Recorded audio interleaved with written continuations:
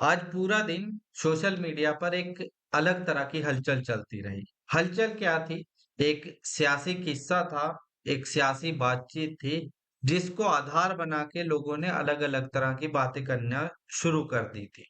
हुआ ये कि बीते दिनों तेलंगाना विधानसभा के अंदर वहां के मुख्यमंत्री रेवंत रेड्डी ने ओपनली डिप्टी सीएम पद के लिए एमआईएम के फ्लोर नेता अकबरुद्दीन ओवैसी को ऑफर दे दिया।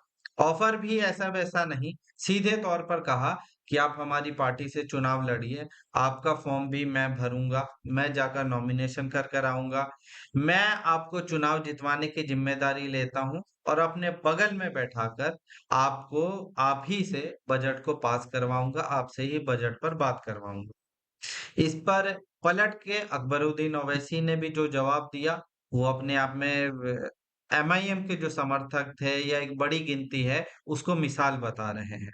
अकबरुद्दीन ओवैसी ने भी कहा कि मैं मरते दम तक अपनी पार्टी में रहूँगा, अपनी पार्टी में रहते हुए मुझे बहुत खुशी होती है और हमारे पार्टी के ऑफिस कार्यालय से ही मेरा जनाज़ा निकलेगा। ये पूरी किस्सा कहानी विधानसभा के अंदर चल रही थी। अब इसमें 2-3 तरह का पैटर्न है जिसको समझने की ज़रूरत है। पहली बात ये कि एक तरफ तो कांग्रेस है जो सत्ता में आ चुकी है, सरकार चला रही है, वो सीधे तौर पर माइनॉरिटी वोट को अपनी तरफ पक्ष में करने के लिए इस तरीके की चीज़ों को करती है। आपने सुना होगा पिछले दिनों बहुत रोष था लोगों में कि आप माइनॉरिटी के वेलफेयर की दुनिया जहान की बातें करते हैं, मगर आपके मंत्रिपरिषद में कोई व्यक्ति नहीं है, मुस्लिम व्यक्ति नहीं है। विधान परिषद की जब बात आई तब भी आपने किसी मुस्लिम व्यक्ति को नहीं भेजा। विधानसभा में आपके पास कोई नुमाइंदगी नहीं है। तो खैर आखिरकार जब उस पर आउटरीच हुआ, तो उसके बाद तेलंगाना की गवर्नमेंट ने उसमें एक डेवलपमेंट करते हुए शब्बीर अली को अपने यहाँ मंत्री पद दिया। उसके बाद दूसरी तरफ की तमाम पार्टियां भाजपा, कांग्रेस, बीआरएस सभी ने अपनी तरफ से मुकम्मल कोशिश कर ली कि वो हैदराबाद की राजनीति को प्रभावित कर पाए, खास तौर पे पुराने हैदराबाद की। मगर कोई भी पार्टी पुराने हैदराबाद की राजनीति को प्रभावित नहीं कर पाई। आखिरकार उसे एमआईएम के सामने जाकर हार माननी पड़ती थी।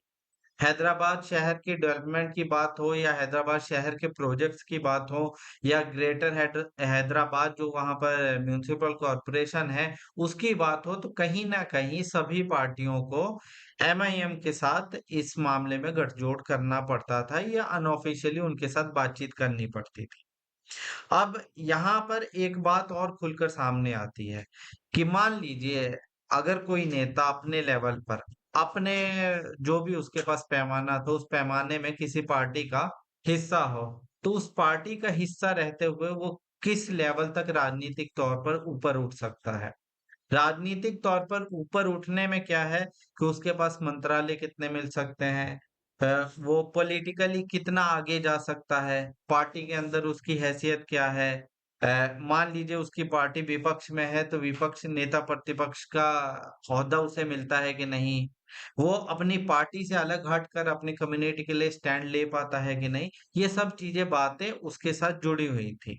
इस पर अक्सर आपने देखा होगा चाहे तेलंगाना की राजनीति हो, महाराष्ट्र की हो, उत्तर प्रदेश की हो, ज्यादातर जगह पर ज्यादातर पॉलिटिकल पार्टियां कुछ कद्दावर नेताओं को छोड़कर मुसलमानों को दरकिनार कर देती हैं। अब यहाँ पर अगर एमआईएम की पॉलिटिकल छवि की बात करें तो एमआईएम की जो पॉलिटिकल छवि है वो ऐसी है कि ये मुस्लिम पॉलिटिक्स करती है। मुसलमानों की पार्टी अभी तक मुसलमानों की पार्टी होने का ठप्पा उनके राजनीतिक फायदे और नुकसान दोनों की वजह बनता है। असदुद्दीन ओवैसी पूरे देश भर में घूमते हैं और मुसलमानों को कहते हैं कि आप अपनी राजनीतिक हैसियत को अपने ऊपर लेते हुए खुद अपने नेता बनिए। किसी पार्टी में रहने का कोई फायदा नहीं, आप अपनी पार्टी चलाइए। कुछ हद तक बात भी सही है कि जातिगत तौर पर हर पॉलिटिकल ग्रुप के पास अपनी पॉलिटिकल पार्टी है। मगर मुसलमान ऐसे इकलौते समुदाय हैं भारत के अंदर जो दूसरों की पार्टियों के अंदर अपनी पार्टिसिपेशन को ढूँढ रहे हैं। अपनी पॉलिटिकल पार्टी को अक्सर वो या तो एजेंट बोल के ठुकरा देंगे या फिर ये कहेंगे भाजपा की बी टीम है। इससे आगे कभी पब्लिक एक्सेप्टेंस उनकी तरफ नहीं आया है। 2-3 जगह का अगर मिसाल खत्म कर दी जाए, मुस्लिम लीग का तमिलनाडु और केरला का चैप्टर और असम में बदरुद्दीन अजमल और हैदराबाद और महाराष्ट्र के कुछ रीजन में एमआईएम को अगर हटा दिया जाए तो ज्यादातर जगह पर मुसलमानों के पास परंपरागत तौर पर वही पॉलिटिकल पार्टियां हैं जिनसे वो हमेशा धोखा खाते रहे हैं।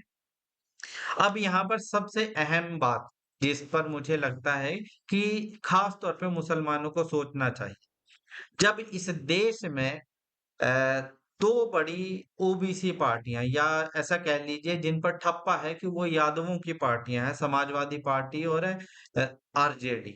इसके बावजूद भी पूरा ओबीसी वोट या यादव वोट वो दूसरी पॉलिटिकल पार्टियों की तरफ भी मूव करता है। ऐसे ही दलितों के बारे में कहा जाता है कि दलितों की अपनी एक नेशनल पार्टी बसपा के रूप में मौजूद है। इसके बावजूद आपको बहुत सारे बीजेपी में और कांग्रेस में भी दलित नेता मिल जाएँगे और दलित उनको सपोर्ट भी करता है। तो ऐसी कौन-सी वजह है कि उत्तर भारत में मुसलमान आज भी अपनी पॉलिटिकल पार्टी या अपनी पहचान के साथ एक पॉलिटिकल पार्टी के एक्जिस्टेंस को स्वीकार नहीं कर पा रहे हैं? अपनी राजनीतिक पार्टी होने का फ़ायदा ये होता है कि जब भी कोएलिशन में गवर्नमेंट की बात आती है या जब भी ऐसी सिचुएशन बनती है, जब किसी सत्ताधारी सरकार को समर्थन की ज़रूरत हो, तो वो सामने वाले उन लोगों को या उन छोटी पार्टियों को ज़रूर टच करते हैं, जिनके समर्थन से उनकी सरकार स्मूथ तरीके से चल सके। आप सोचिए ना कि बिहार के अंदर जब पिछले कुछ दिनों में तिकड़मबाजी इतनी चल रही थी कि फला पार्टी को ये दे दो, फला पार्टी को वो दे दो। सोचिए वहां पर अगर मुसलमानों की कोई अपनी पार्टी के पास 5-7 विधायक होते, कुछ एमएलसी होते, कुछ लोकसभा सांसद होते तो उनकी हैसियत क्या होती? हर पार्टी की इस बात को आप मान लीजिए कि एक पार्टी की लाइन होती है, उस पार्टी की लाइन से हटकर वो व्यक्ति वहाँ पर कुछ नहीं कर पाता है। कभी-कभी मजबूरन उसका दिल तो कर रहा होता है कि मैं इन मुद्दों पर बात करूँ या इन चीज़ों को उठाऊँ, मगर वो पार्टी की लाइन की वजह से उन पर काम नहीं कर पाता है। मुसलमानों की राजनीतिक हैसियत के लिए उत्तर भारत के खासतौर पे मुसलमानों को ये बात को स्वीकार करना होगा कि आप पूरी राजनीति जो चल रही है भाजपा हराने के नाम पर हो, लोकतंत्र को बचाने के नाम पर हो या जो सेकुलर पार्टियां हैं उनके अस्तित्व को बचाने के नाम पर हो। आप दीजिए वोट, आप उनमें नेतागिरी करिए, कोई फर्क नहीं पड़ता। पर छोटी-मोटी ही सही अपनी हैसियत को भी बरकरार रखिए, उसको बनाने की कोशिश करिए। क्योंकि जब भी क्रूशियल पॉलिटिकली तौर पे टाइमिंग का सारा खेल रहता है, जब भी कोई मौका मिलेगा, तो आप उस मौके में हमेशा फ़ायदा उठाएँगे। तेलंगाना की सिचुएशन भी बिल्कुल वैसी है। माना कि वहाँ पर कांग्रेस के पास बहुमत है, पर मैंने आपको बताया ना कि चाहे निजामाबाद का रीजन हो, चाहे हैदराबाद का रीजन हो, चाहे उसके बगल वाली चिवल्ला वाली कंस्टिट्यूएंसी की बात हो, इन सभी में एमआईएम की प्रेजेंस ज़रूर है। पॉलिटिकल गुणागणित को लेकर वो भी फिलहाल 9-10 सीटों पर ही चुनाव लड़ते हैं, पर उनका पॉलिटिकल प्रेजेंस पूरे तेलंगाना में मायने रखता है। इसी चीज़ को दिखाने के लिए या उनकी पॉलिटिकल हैसियत को देखते हुए डायरेक्टली रेवंत रेड्डी ने अकबरुद्दीन ओवैसी को ये ऑफर दिया था। अब सोचिए ना कि जिस कांग्रेस के पास अपने पास कई मुस्लिम नेता हैं, इवन कि उसी हैदराबाद में से कई मुस्लिम नेता हैं, क्या कभी उन्होंने ये ऑफर उनको देने की कोशिश नहीं करी? जो इस टाइप का लुभावना ऑफर आप अकबरुद्दीन ओवैसी को देने की कोशिश कर रहे हैं, आप ही के पुराने प्रदेश अध्यक्ष और मशहूर क्रिकेटर मोहम्मद अजहरुद्दीन को आपने कभी ये क्यों नहीं कहा कि आप डिप्टी सीएम बन जाइए? आप ही के सबसे बड़े दिग्गज और घाघरे राजनेता जो गिने जाते हैं, शब्बीर अली को क्यों नहीं कहा कि आप होम मिनिस्टर बन जाइए या आप डिप्टी चीफ मिनिस्टर बन जाइए? आप नहीं कहेंगे। वो मैंने बताया ना आपको कि पॉलिटिकल जो पार्टियों की अपनी लाइन होती है, वो अपने यहाँ पर गोश्त को भी दाल समझते हैं। तो सीधा-सा किस्सा कहानी यही है कि आपकी राजनीतिक हैसियत और आपकी छोटी-छोटी पॉलिटिकल पार्टियाँ अपनी आइडेंटिटी के साथ कभी-कभी बहुत क्रूशियल चीज़ों को निभाती हैं या ब राजनीति को डायरेक्टली प्रभावित करती हैं। तो ये पूरा मुद्दा इसी के इर्द-गिर्द घूमता है। इस पूरे मुद्दे पर आप चीज़ों को कैसे देखते हैं? आप क्या इन चीज़ों पर राय रखते हैं? क्या मुसलमानों की राजनीतिक हैसियत आने वाले दिनों में होगी और अभी क्या है? इन मुद्दों पर आपकी जो राय है, वो हमारे साथ ज़रूर साझा करें और आगामी दिनों में इस टाइप की वीडियो हम और भी लाते रहेंगे, तो आपके सहयोग की ज़रूरत रहेगी। धन्यवाद।